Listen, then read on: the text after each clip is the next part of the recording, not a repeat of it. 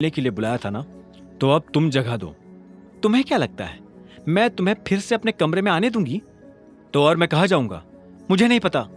अनन्या ने दरवाजा बंद किया और दूसरी तरफ से चिल्लाते हुए बोली, नौकरों की जगह मालिकों के कमरों में नहीं, घर के स्टोर रूम में होती है।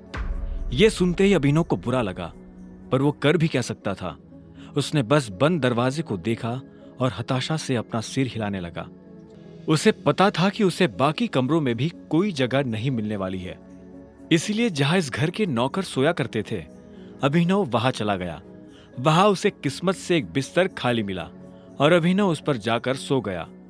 अभिनव को कब नींद लगी और कब सुबह हो गई उसे पता ही नहीं चला। वो जल्द से जल्द तैयार हुआ और एके प्राइवेट लिमिटेड पहुंच गया। जैसे ही वो कैब से बाहर निकला तो सबसे पहले उसकी नजर सनी पर पड़ी। सनी ने भी उसे देखा और चालाकी से मुस्कुराते हुए बोला, आहा, देखो जरा कौन आया है, सिक्योरिटी। वो अभिनव को अंदर नहीं आने देना चाहता था। सनी की एक आवाज पर सिक्योरिटी वाले वहां आकर खड़े हो गए।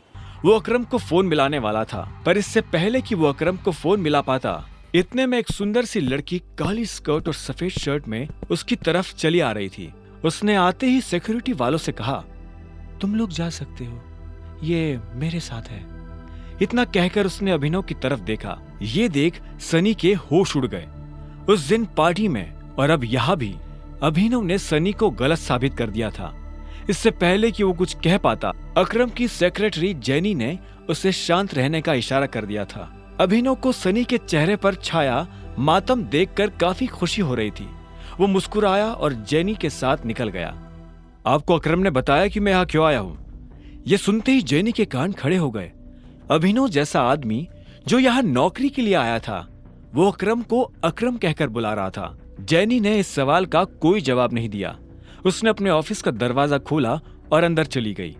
अभिनव भी उसके पीछे पीछे अंदर आया और बोला, तुमने मेरे सवाल का जवाब नहीं दिया। सॉरी, जेनी ने कहा। जेनी ने जिस तरह से सॉरी कहा, अभिनव को समझ आ गया था कि वो उसे पसंद नहीं करती थी। जेनी ने इतने में अपनी टेबल पर रखा एक पेपर उठाया और अभिनव की तरफ बढ़ा दिया। अभिनव ने पेपर लिया और उसे पढ़ने लगा। उस पेपर पर उन नौकरियों के नाम लिखे थे जो अभिनव कर सकता था। उसने लिस्ट पर अपना ध्यान लगाया और देखा कि उसमें कुछ नौकरियों के ऊपर स्टार बना हुआ था। उसने जेनी को देखा और बोला, ये यहाँ स्टार क्यों बना? ये स्टार इसलिए बना है क्योंकि इन पोजीशंस पर हमारे पास ऑलरेडी कोई ना कोई काम कर रहा है और हम इन पर नई भर्ती नहीं ले रहे हैं। तुम चाय लेना पसंद करोगे या कॉफी? मैं मैनेजर बनना पसंद करूंगा। अभिनव ने भी उसके सवाल का जवाब ना देते हुए कहा।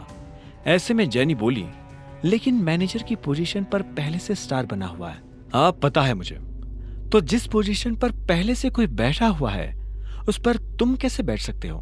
तुम क्या उस एम्प्लॉय को कंपनी से बाहर करवाना चाहते हो? मैंने तो ऐसा नहीं कहा। मैं बस इतना जानता हूं कि लिस्ट मुझे तुम्हें नहीं दी थी। हाँ, लेकिन तुम्हारा नाम? जेनी। जेनी ने गुस्से में कहा। अभिनव के सवालों से उसे चिढ़ हो रही थी। अभिनव को उसके नाम से कोई मतलब नहीं था। उसने आखिर में कहा, देखो जेनी, इसमें मेरी कोई गलती नहीं है। तुमने मुझे लिस्ट लाकर दी, मैंने उसमें से अपनी पसंद की पोस्ट चुन ली। अब आगे क्या करना है वो तुम देखो। ठीक है मिस्टर अभिनव, तो अब मुझे तुम्हारे बारे में कुछ जानकारियों की जरूरत पड़ने वाली है और तुम्हारा ऑफिस कल से शुरू हो जाएगा, जेनी ने कहा। अभिनव ने हाँ में सिर हिलाया और वहां से निकल गया। सनी को अभी भी समझ नहीं आ रहा था कि आखिर अभिनव वहां क्या लेने आया था। उधर अभिनव को लगा कि अब कल से नौकरी पर जाने के लिए उसे नए कपड़ों की जरूरत पड़ने वाली है। कपड़ों के साथ साथ उसे अपना फोन भी बदलने की जरूरत थी। अकरम का दिया हुआ चेक उसकी जेब में ही रखा हुआ था। अभिनव अपने चेक से पैसे निकालने के लिए बैंक चला आया। तभी उसकी नजर प्रणव से मिली। प्रणव उन लोगों में से था जो अभिनव की गरीबी का मजाक उड़ाया करता था। जैसे उसने अभिनव को बैंक के अंदर आते हुए देखा तो बोला, अरे वाह, देखो तो कौन आया है। प्रणव खुद एक बैंकर था। वो अरबपति तो नहीं था, लेकिन उसके पास अच्छी खासी दौलत थी। वो दिखने में भी स्मार्ट था। वो अभिनव को इसलिए जानता था क्योंकि अभिनव अक्सर इस बैंक में डिलीवरी के काम से आया करता था। हालांकि वो दिखने में अभिनव के आगे कुछ नहीं लगता था, लेकिन उसमें और अभिनव में एक ही फर्क था, गरीबी का। हेलो, मुझे थोड़े पैसे निकालने हैं, अभिनव ने कहा और प्रणव को चेक दिखाने लगा। प्रणव ने बिना चेक देखे कहा, चेक से? तुम्हें पता है ना, चेक से सिर्फ बड़ी रकम ही निकाली जा सकती है। मेरा अमाउंट बड़ा है, यहाँ काउंटर पर नहीं निकल पाएगा, इसलिए मैं मैनेजर से मिलना चाहता हूँ। ये सुनते ही प्रणव जोर जोर से हंसने लगा और बोला, तुम्हें उसकी जरूरत नहीं पड़ेगी, मुझे अपना चेक दिखाओ। अभिनव ने गुस्से में प्रणव को अपना चेक दिखा दिया। प्रणव ने बिना देखे अभिनव और बाकी लोगों की आंखों के सामने चेक फाड़ दिया।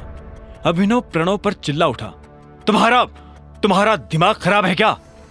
सिक्योरिटी को बुलाओ और इस आदमी को अभी के अभी बाहर निकलवाओ यहाँ से। फर्जी चेक लाकर बैंक वालों को बेवकूफ बनाता है। अभी पुलिस बुलाकर तुझे अंदर करवाता हूँ। आगे की कहानी जानने के लिए देखें अगला एपिसोड सिर्फ पॉकेट एफएम के यूट्यूब चैनल पर, और द रिटर्न ऑफ टाइगर के सारे एपिसोड्स को सुनने के लिए डिस्क्रिप्शन में दी लिंक से डाउनलोड करें पॉकेट एफएम ऐप।